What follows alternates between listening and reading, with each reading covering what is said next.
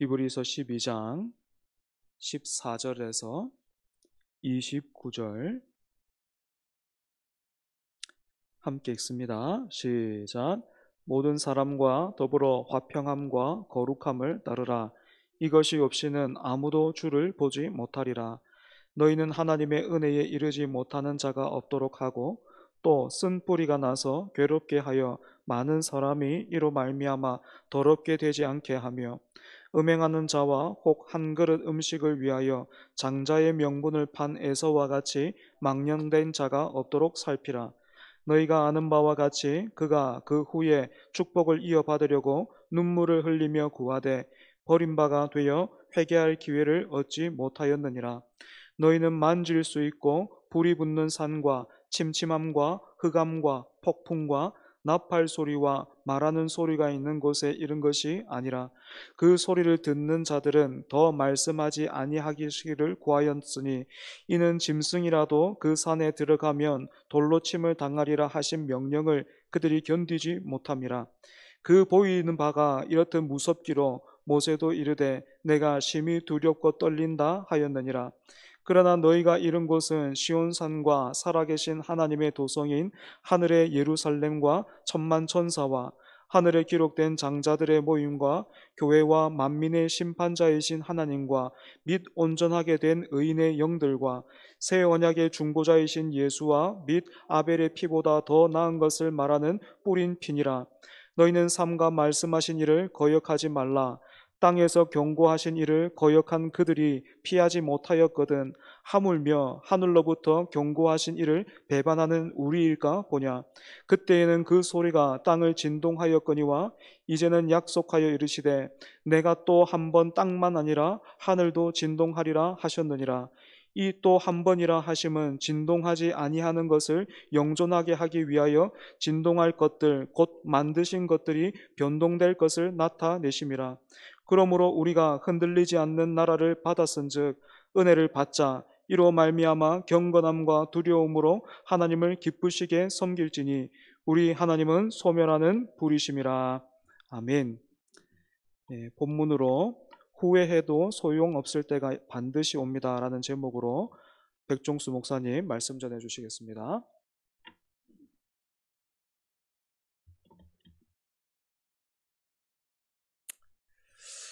1968년에는 그 멕시코 시티에서 올림픽이 열렸습니다. 올림픽의 꽃이라고 할 수 있는 마라톤 경기는 10월 20일에 있었는데요. 저녁 7시가 된 시간에 이미 우승자였던 에티오피아 선수는 1시간 전에 결승점을 통과한 상황이었지만 사람들은 돌아가지 않고 올림픽 스타디움을 지키고 있었습니다.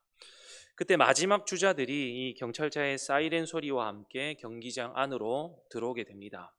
그 중에서 탄자니아 국적을 가진 존 스티븐 아크와리라는 선수가 있었는데요. 다리에 붕대를 칭칭 감고 또 그 붕대는 피로 젖어 있었고 그래서 절뚝이면서 고통스러운 표정으로 결승점을 향해서 달리고 있었습니다. 이 광경을 지켜본 관중들은요 일제히 이 아크와리 선수를 향해서 일어나서 박수를 쳤습니다. 드디어 이 결승점을 통과했을 때 사람들은요 우레와 같은 박수를 이 아크와리 선수에게 보냈습니다. 그리고 누군가 달려가서 아크와리 선수에게 이렇게 물었습니다.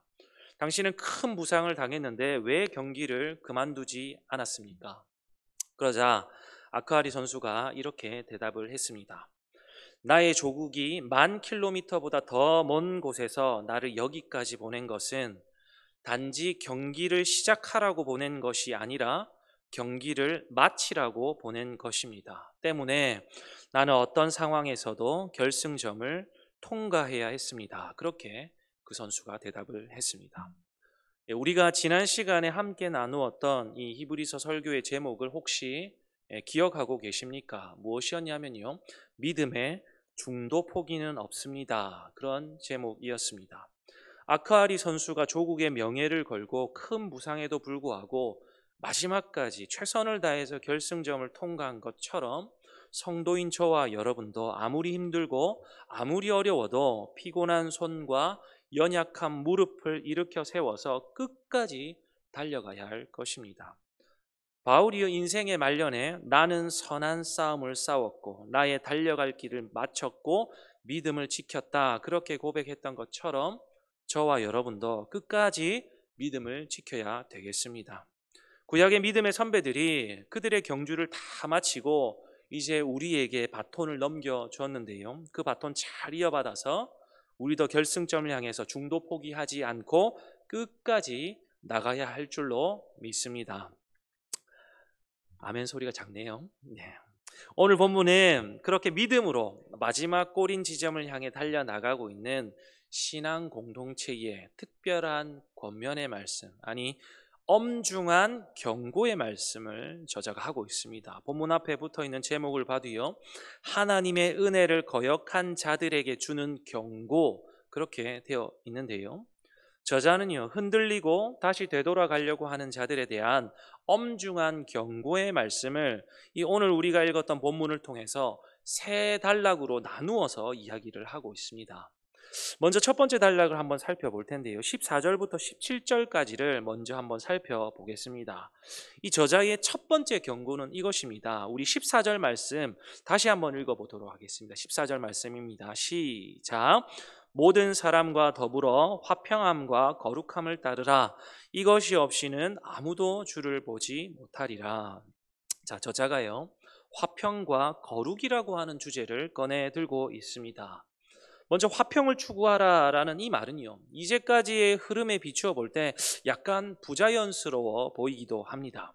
우리가 10장부터 이어져 왔던 이 큰 주제를 한번 떠올려 보면요, 사실은 믿음과 인내라고 하는 큰 어떤 흐름, 맥락이 있었는데 갑자기 저자가 화평 그리고 거룩이라는 이 주제를 이야기하고 있습니다.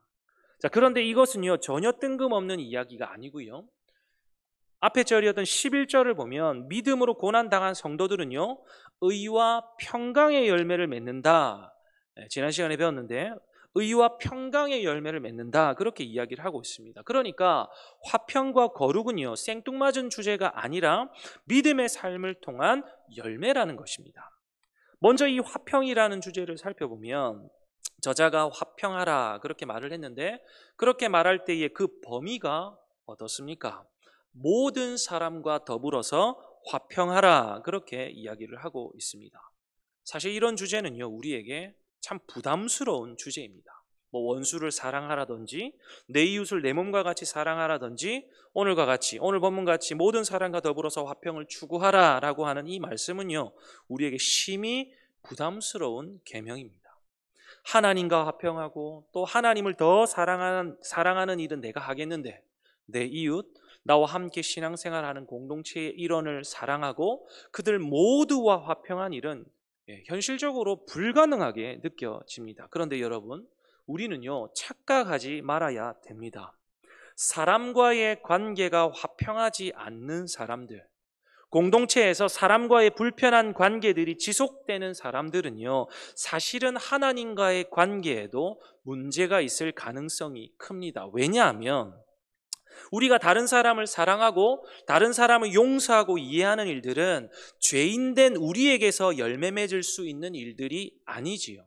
하나님과의 친밀한 관계 속에서 우리가 하나님의 사랑이 얼마나 큰지를 알고 내가 하나님 당신께 어떻게 죄인임에도 받아들여졌는지를 깨닫기 때문에 바로 그러한 사랑을 가지고 이웃을 사랑하게 되는 겁니다. 그렇기 때문에 하나님 사랑은요, 당연히 이웃 사랑으로, 하나님과의 평화는 지체들과의 평화로 당연히 열매 맺을 수밖에 없는 것입니다. 나는 하나님은 너무 사랑하는데, 하나님과의 관계는 너무 좋은데 사람과의 관계는 불편하다, 어긋나 있다. 이것은요, 성립되기 힘든 일들입니다. 사랑 여러분, 이상하게 요즘 들어서 지체들을 보면서 정죄가 되거나 또 비판이 되거나 또 사랑스럽지 않게 여겨지십니까? 격려하고 칭찬하기보다 헐뜯고 싶은 생각이 드십니까? 그렇다면 우리는 그 사람에게서 문제를 찾을 것이 아니라 오늘 내가 하나님과 바른 관계를 맺고 있는지를 그것부터 점검해 보셔야 될 겁니다. 여러분들도 이미 다 알고 계실 겁니다. 우리가 언제 지체들이 사랑스럽고 언제 교회가 좋고 언제 교회가 사랑스럽습니까? 하나님의 강력한 은혜가 우리의 심령 가운데 쏟아 부어질 때, 그때가 아니겠습니까? 사랑하는 여러분, 이웃을 내 몸과 같이 사랑하는 것, 원수 사랑하는 것 너무 어려운 일임에 틀림이 없습니다. 목사여도요, 신앙생활을 오랫동안 해도 너무너무 어려운 계명들입니다. 그러나 우리는요, 하나님과의 바른 관계 안에서 할 수 있습니다. 모든 사람과 더불어서 화평하는 그 일, 우리가 회피하지 않고 주님의 엄중한 경고로 여기고 반드시 그 일 신실하게 감당할 수 있기를 간절히 바랍니다. 그 다음 주제는요, 거룩입니다. 이 거룩은요, 선택사항이 아닙니다. 왜냐하면 이 거룩이 없으면 그 누구도 주님을 볼 수 없다라고 말하고 있기 때문입니다. 사랑하는 여러분, 거룩이 무엇입니까? 거룩, 단순히 그냥 죄 없는 상태를 일컫는 말일까요? 아까 제가 화평에 대해서 말할 때에도 하나님과의 관계에 대해서 이야기를 했는데, 이 거룩이라는 것도 끊임없이 주를 찾고 구하는 자들에게 주시는 하나님의 선물 같은 것입니다. 거룩이라는 이 말은요, 사실은 원래는 하나님에게만 쓸 수 있는 수식어가 아니겠습니까? 그런데 우리가 하나님을 갈망하고 그분을 추구하고 그분을 나의 통치자와 주인으로 섬기면서 살아갈 때에 하나님 당신의 거룩, 그 의가 저와 여러분에게 선물로 전가되어지는 것입니다. 그렇기 때문에 우리 같은 심각한 죄인도 하나님처럼 거룩한 삶을 살아낼 수가 있는 것이지요. 사랑하는 여러분, 우리는요, 이 화평과 거룩에 대한 저자의 경고를 엄중하게 듣지 않으면 안 됩니다. 왜 그렇습니까? 이것 없으면, 이것이 안 되면 그 누구도 하나님을 못 볼 것이다 라고 말하고 있기 때문에 그렇습니다. 예수님의 그 팔복의 말씀에도 보면요, 잘 알고 계시지요? 마음이 청결한 자는 복이 있나니 그들이 하나님을 볼 것이요, 그렇게 말하고 있습니다. 사랑하는 여러분, 거룩과 화평은요, 선택이 아니라 사명입니다. 그런데 이런 거룩한 삶은요, 혼자서만 잘하면 되는 것이 아닙니다. 15절을 한번 보십시오. 뭐라고 하고 있습니까? 너희는 하나님의 은혜에 이르지 못하는 자가 없도록 하고 또 쓴뿌리가 나서 괴롭게 하여 많은 사람이 이로 말미암아 더럽게 되지 않게 하며. 무슨 말입니까? 거룩과 화평은 공동체 전체가 서로를 돌아보면서 지켜야 할 계명이라는 말입니다. 나 혼자 거룩하고 나 혼자 평화로워서 될 일이 아니라는 말이죠. 내 옆에 지체에게서 쓴뿌리가 나고 있고 지금 독초가 생기고 있는데 나는 그렇지 않다고 해서 평안하면 되겠습니까? 나는 그렇지 않으니 나는 심판을 받지 않을 거야, 안심해서야 되겠냐는 말입니다. 그것은요, 절대로 건강한 신앙이 아니라는 말입니다. 사랑하는 여러분, 우리가 이렇게 거룩하지 않고 화평을 추구하는 신앙이 아니라면 성경은요, 그 사람을 가리켜서 이렇게 얘기하고 있습니다. 장자의 명분을 판 에서와 같이 망령된 자다, 그렇게 이야기를 하고 있죠. 팥죽 한 그릇에 경솔이 장자권을 야곱에게 팔아 넘긴 에서, 우리가 다 알고 있는 내용이지요. 나중에 후회한들 이미 야곱에게 내려진 그 축복이 철회가 됩니까? 안 되잖아요. 장자권은요, 자신에게 기회 있을 때 잘 지켰어야 합니다. 나중에 눈물을 흘리고 돌이키려고 해도 다시 얻을 수가 없습니다. 저와 여러분의 신앙도 마찬가지입니다. 17절 말씀을 한번 보십시오. 눈물을 흘리며 구하되 버림바가 되어 회개할 기회를 얻지 못하였느니라. 사랑하는 여러분, 신앙생활에요, 나중에 잘하면 되지는 없습니다. 지금이어야 합니다. 지금 당장 돌이키지 않으면 안 되는 것입니다. 지금 당장 하나님 앞에서 내 죄와 내 허물을 낱낱이 고백하고 돌아서지 않으면 안 되는 것입니다. 왜요? 다시는 기회가 없을 그날이 우리가 알지 못하는 그때, 그 도적같이 임할 것이기 때문에 그렇습니다. 바라기는 우리 초전 공동체 오늘 이 엄중한 경고의 말씀을 나를 향한 주님의 경고로 듣고 모든 사람과 화평하기 위해서 부단히 애를 쓰고 또 음행하지 않고 음란하지 않기 위해서 피 흘리기까지 싸울 수 있기를 간절히 바랍니다. 나는 성령 충만하고 나는 너무 좋다고 안심할 것이 아니라요, 혹 우리 공동체 안에 위협이 될 만한 것들은 없는지, 혹 연약한 믿음의 사람들이 흔들리고 있지는 않은지 우리가 세심하게 돌아봄으로 말미암아서 우리 함께 이 믿음의 경주를 끝까지 무사히 달려갈 수 있으면 참 좋겠습니다. 이제 두 번째 단락 한번 살펴볼 텐데요, 두 번째 단락은요, 18절부터 24절까지의 말씀입니다. 이 단락은 조금 어려울 수 있는 본문이지만 쉽게 말하자면 우리의 믿음을 견고히 붙잡고 뒤로 물러가면 안 된다. 다시 옛날로 돌아가면 안 된다 하는 것을 이 히브리서 저자가 잘하는 두 대상에 대조하는 방법을 통해서 지금 경고를 하고 있습니다. 그 두 대상이 뭘까요? 뭐냐 하면 시내산과 시온산입니다. 저자가 시내산과 시온산을 대조하면서 지금 히브리 독자들이 받은 축복이 무엇인지를 설명하고 그 받은 축복의 근거에서 다시 돌아가는 일이 있어서는 절대로 안 된다 하는 것을 지금 강력하게 이야기하고 있는 겁니다. 먼저 시내산인데요.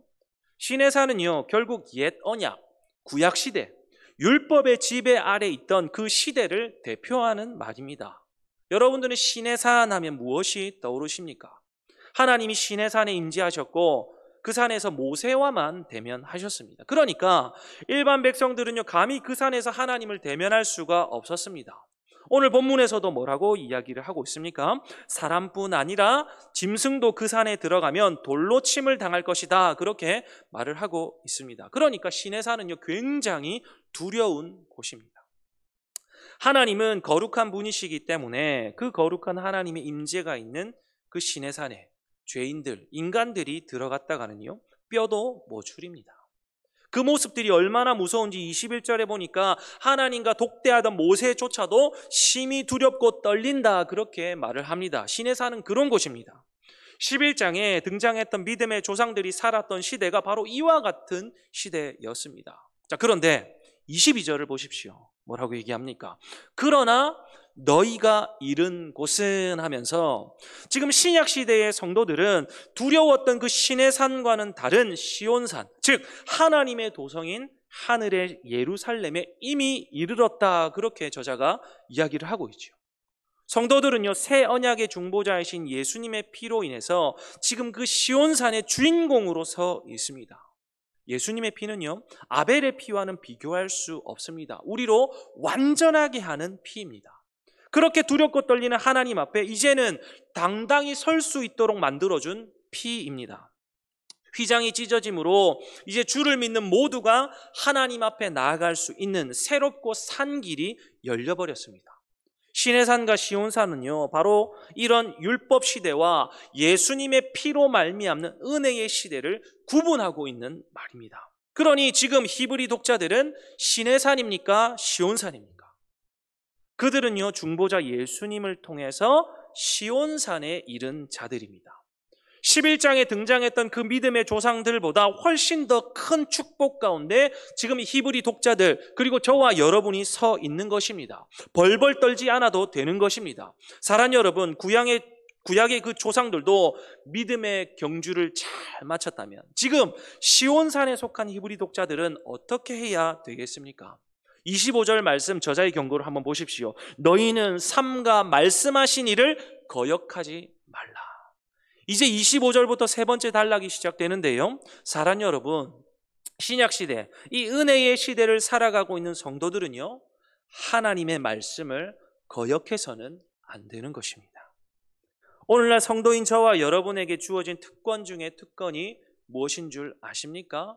바로 하나님의 말씀을 들을 수 있다라는 것입니다. 구약시대, 이 모세시대를 한번 생각해 보십시오. 일반 백성들이 어디 감히 두려운 하나님의 말씀을 직접 들을 수가 있었습니까? 너무 두려워서 겨우 모세를 통해서 전해 듣는 것이 다였습니다. 회개를 하더라도 모세한테 부탁해야 했습니다. 그런데 이제 예수님의 은혜 아래 있는 저와 여러분은요, 직접 하나님의 말씀을 들을 수 있는 특권을 가지게 되었습니다. 엄청난 특권이지요. 그런데 우리가 이 말씀의 홍수 속에 살면서도 그것을 특권이나 선물처럼 여기지 않습니다. 오늘 이렇게 예배를 통해서 하나님의 말씀을 들을 수 있고, 또 특별 계시인 성경을 통해서 직접 우리가 하나님의 말씀을 묵상할 수 있는 것, 성도에게 허락되어진 특권 중의 특권임을 믿으시기를 간절히 바랍니다. 그런데요, 이 특권에는요, 무엇이 따르겠습니까? 책임이 따릅니다. 그 책임이 무엇일까요? 그 말씀을 거역하지 않고, 거절하지 않고 신실하게 지켜나가는 것이지요. 우리가 구약 성경을 읽다 보면요, 하나님 말씀 거역했다가 큰 심판을 면치 못하는 것 자주 보게 됩니다. 땅에서 경고하신 일을 거역한 사람들도 이렇게 심판을 못 피했는데 이제 하늘로부터 경고하시는 일을 배반하면 우리는 어떻게 되는 걸까요? 사랑하는 여러분, 특권은요, 더 큰 책임이 따른다는 것을 의미합니다. 저와 여러분에게 있는 그 특권을 결코 가볍게 여기지 마시기를 부탁드립니다. 구약시대에는요, 하나님이 땅을 진동시키셨다면 이제는요, 땅과 하늘 모두를 진동시키실 것입니다. 왜 진동시키십니까? 왜냐하면요, 진짜만 남기기 위해서 그렇습니다. 우리 27절 말씀 같이 한번 읽어볼까요? 27절입니다. 시작. 이 또 한 번이라 하심은 진동하지 아니하는 것을 영존하게 하기 위하여 진동할 것들 곧 만드신 것들이 변동될 것을 나타내심이라. 이 27절 말씀을 보면 조금 표현이 어렵게 돼 있는데요, 이것을 새 번역본으로 읽어보면 이렇습니다. 제가 읽어드릴게요. 이 한 번 더라는 말은 흔들리는 것들, 곧 피조물들을 없애버리는 것을 뜻합니다. 그렇게 하는 것은 흔들리지 않는 것들이 남아있게 하시려는 것입니다. 그러니까 하나님의 말씀을 직접 들을 수 있는 시온산에 속한 성도들이 하나님의 말씀을 거역하지 않고 신실하게 책임을 감당할 때 아무리 하나님께서 천지를 진동시키셔도 우리는 흔들리지 않게 된다라는 것을 의미하는 것입니다. 그렇다면 그렇지 못한 사람들 어떻게 되는 겁니까? 다 흔들려서 떠내려 가게 되는 것이지요. 사랑하는 여러분, 오늘날 우리가 살아가고 있는 이 세상을 한번 보십시오.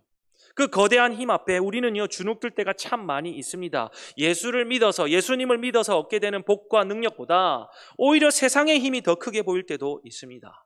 그러나 현재의 세상과 이 천지가 사라질 날이 오고 있습니다. 반드시 그날은요, 오게 될 것입니다. 그 마지막 날 세상은요, 진동하고 변할 것이지만 오직 진동하지 않을 것만 남아 있을 것입니다. 그 실체가 누가 돼야 되겠습니까? 바로 저와 여러분이기를 간절히 바랍니다. 어떤 시련과 어떤 유혹과 어떤 풍파에도 결코 흔들리지 않는 신실한 성도가 바로 저와 여러분이기를 간절히 바랍니다. 신실한 성도는요, 이렇게 살아갑니다. 우리 28절 말씀 같이 읽어보도록 하겠습니다. 28절입니다. 시작. 그러므로 우리가 흔들리지 않는 나라를 받았은즉 은혜를 받자. 이로 말미암아 경건함과 두려움으로 하나님을 기쁘게 섬길지니. 아멘. 성도인 저와 여러분은요, 영원한 하나님 나라, 흔들리지 않는 나라에 속한 자들입니다.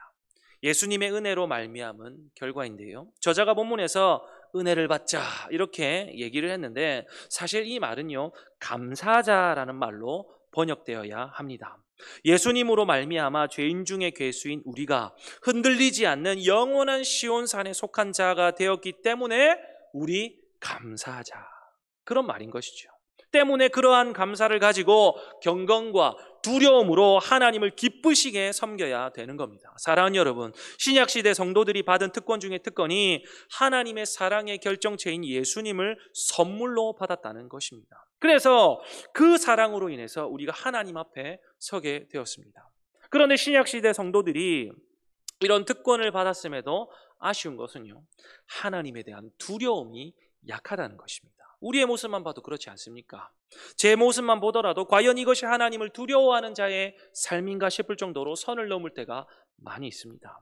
우리는 너무나 자주 성도된 특권을 가지고서 하나님의 그 사랑의 성품을 이용만 하고 있는 것은 아닌지 생각을 해보게 됩니다. 절대로 간과하지 말아야 할 것은 무엇이겠습니까? 마지막 절입니다.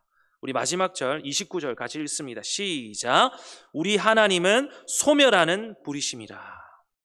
거역하는 자, 하나님을 두려워하지 않는 자, 그리고 하나님보다 이 세상을 더 사랑하는 자, 하나님은요, 언제까지 참으시지만은 않습니다.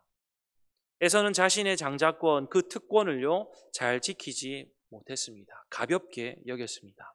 두렵고 떨림으로 그 장자권을 지켰어야 했는데 그렇지 못해가지고 동생에게 빼앗겼습니다. 땅을 치고 후회해도 돌이키지 못했습니다. 성도인 저와 여러분의 삶도 마찬가지입니다. 사랑의 하나님은 동시에 공의의 하나님이시고요, 공의의 하나님은 반드시 불로 심판하시는 하나님입니다. 이 말을 들으면 어떻습니까? 너무 하신다 싶습니까? 우리 하나님 참 잔인하다 싶습니까?